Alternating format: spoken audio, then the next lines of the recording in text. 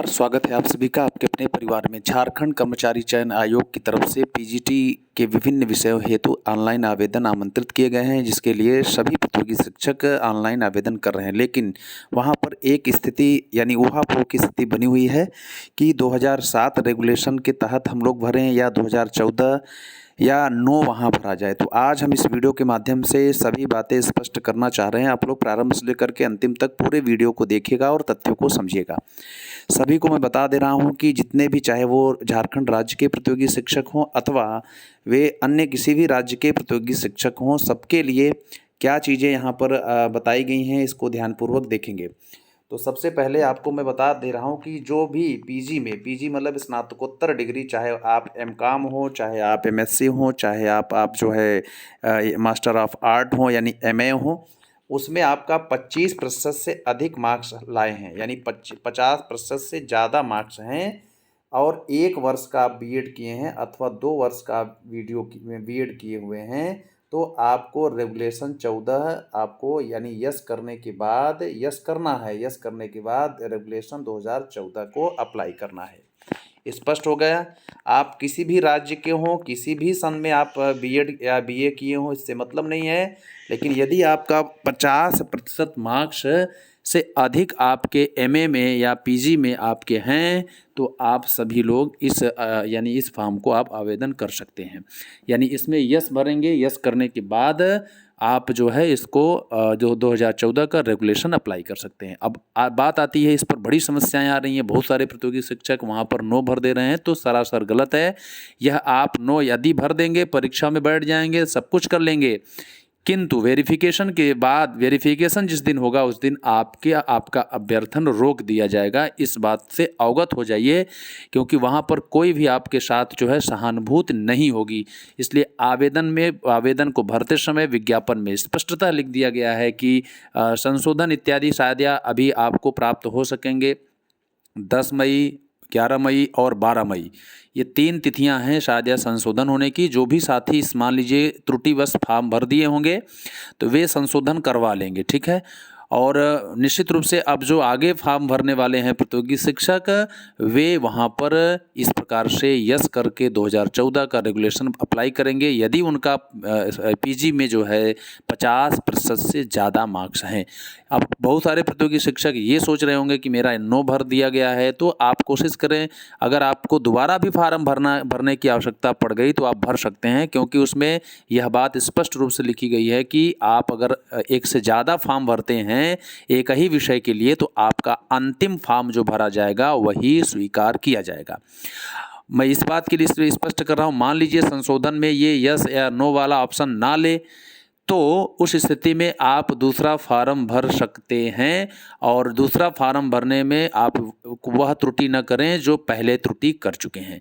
तो आप दोबारा भी फार्म भर सकते हैं, किंतु उसमें अंतिम वाला फॉर्म जो आप अंतिम में भरेंगे, जो अंतिम में फॉर्म भरेंगे वही आपका स्वीकार होगा। अब बात आती है 2007 का रेगुलेशन क्या है। जिनका भी 50% से नीचे यानी और 45% से ऊपर होगा, या यूँ कहें 49% से 45% तक जिसका भी होगा, तो वह भी 2007 का रेगुलेशन यानी कि एक्सेप्ट करेगा, या चाहे उसका 1 वर्ष का बीएड रहा हो, चाहे उसका 2 वर्ष का बीएड रहा हो। जिनका इंटीग्रेटेड कोर्स जो 4 वर्ष का स्नातक और 3 वर्ष का बीएड हुआ होगा, वे या एमएड किए होंगे, रेगुलेशन में नहीं आएंगे, यानी उनको एनओ लिखना है। ये कुल मिलाकर के स्पष्ट हो गया। तो अब बात आती है कि ज़्यादातर मात्रा में अगर 50% से ज़्यादा मार्क्स हैं पीजी में और आप 1 वर्ष का अथवा 2 वर्ष का बीएड किए हुए हैं, तो निश्चित रूप से आप 2014 यानी यस अप्लाई करके उसमें 2014 का रेगुलेशन अप्लाई करें।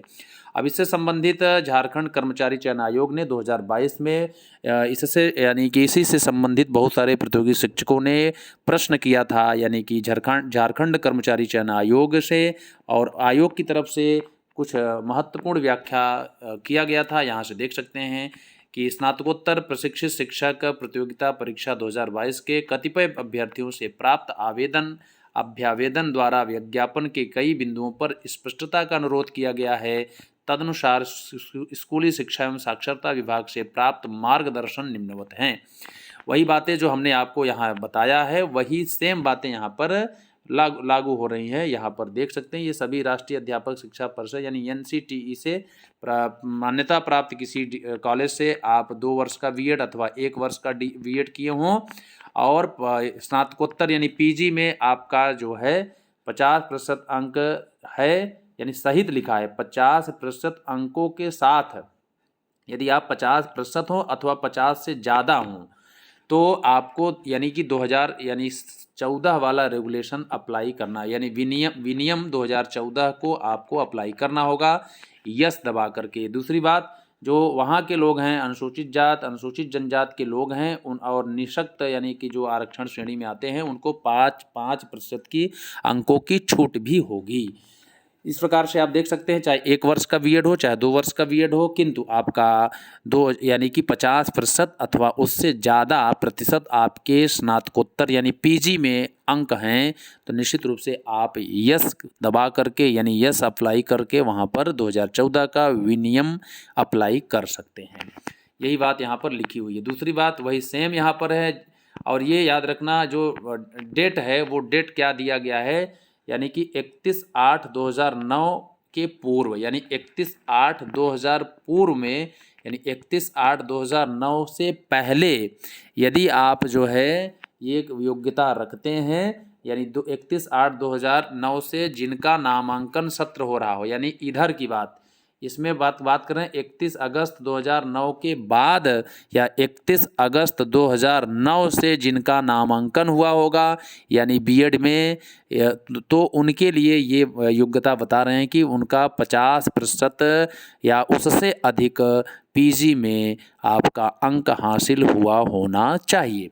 और दूसरी बात 31 अगस्त 2009 से पहले जो भी बीएड किए होंगे उनका अगर 45% भी अंक हैं यानी कि परास्नातक में PG में, तो वे भी ये विनियमन यानी 2007 वाला अप्लाई करेंगे और उनके लिए यही प्रावधान विनियमन बना हुआ है। ठीक है, यानी ये जो विनियम है ये विनियम जो है ये 31 अगस्त 2009 के पूर्व, यानी 31 अगस्त 2009 के पूर्व जो भी पूर्व के होंगे और उनका अंक जो है, अंक की बात हो रही है यहाँ पर, अंक अगर 45% है तो वे भी अप्लाई कर सकते हैं। यदि चाहे 2009 के पहले के व्यक्ति हों चाहे बाद के व्यक्ति हों, यदि उनका 50% से ज़्यादा अंक है तो वो 2014 वाले ही विनियम में यानी कि सम्मिलित किए जाएंगे। तो आप देख सकते हैं ये कुल मिलाकर के प्रतिशत परसेंटेज वालों के लिए छूट के लिए ये विनियमन यानी विनियमन पूछा हुआ है। ठीक है, तो विनियम जो आया हुआ है 2014 का रेगुलेशन 2007 का रेगुलेशन यही है। और बाकी जो 3 वर्ष का बीएड 4 वर्ष का बीएड 4 वर्ष का स्नातक कर किए होंगे वो उनके लिए है, जो इंटीग्रेटेड कोर्स किए होंगे उनके लिए है नो अप्लाई करना है। तो मुझे लगता है ज़्यादातर आपको यस करके ही और 2007 और 2014 वाला विनियम यानी अप्लाई करना चाहिए। तो वीडियो को लाइक करें। इसी प्रकार की और महत्वपूर्ण ऑथेंटिक सूचनाओं को प्राप्त करने के लिए चैनल को सब्सक्राइब कर लेंगे। और भी कोई अगर समस्या होगी तो कमेंट बॉक्स में कमेंट करेंगे, निश्चित रूप से उन समस्याओं का समाधान हेतु वीडियो बनाया जाएगा। वीडियो को लाइक करें, शेयर करें, उन सभी साथियों तक पहुँचाएँ जो साथी अभी तक इससे यानी अवगत नहीं हो पाए हैं और वे अवगत हो सकें। तो आज के लिए इतना ही, धन्यवाद।